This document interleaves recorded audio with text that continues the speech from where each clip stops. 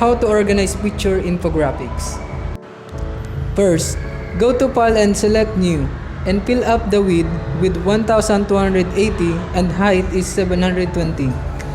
Then, name your title, for example, Bicol Tourist Spot. Make sure that the background content is transparent.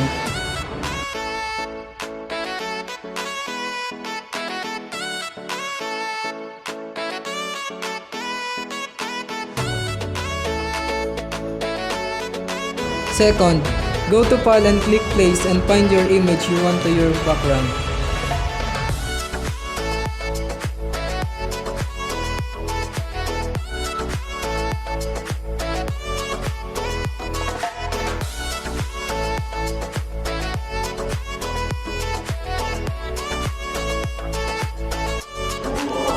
Go to File and click Place and select the image you want to your main picture.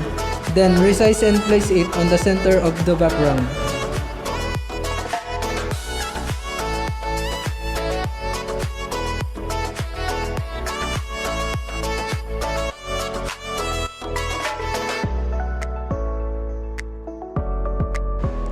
Click Shape and insert ellipse shapes. Place it to the center of the background.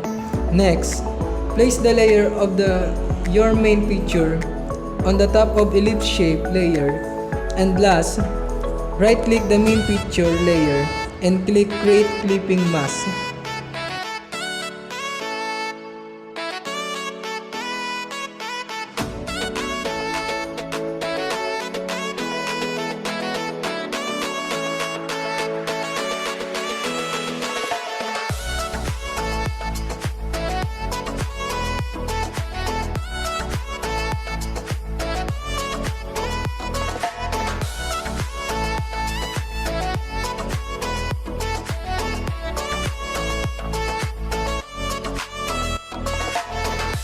Go to File and click Place and select the image you want to your sub-pictures. Then, resize the sub-pictures, and it depends on where you want to place it to become simple infographics.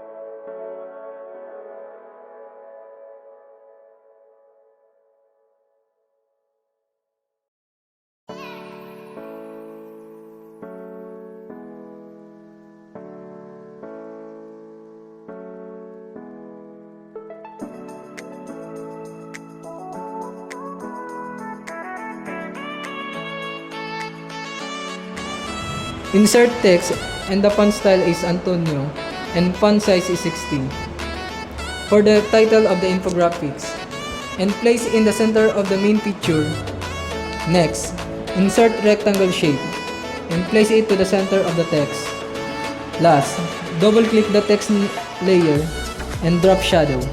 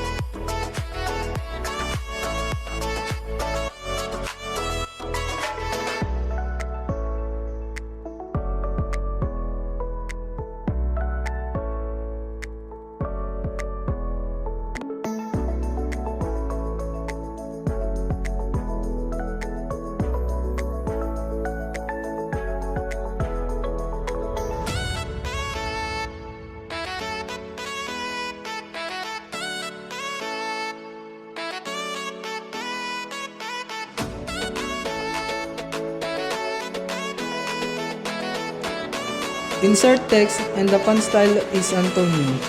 And font size is 30. For the name of 4 sub-features, fill it with drop shadow.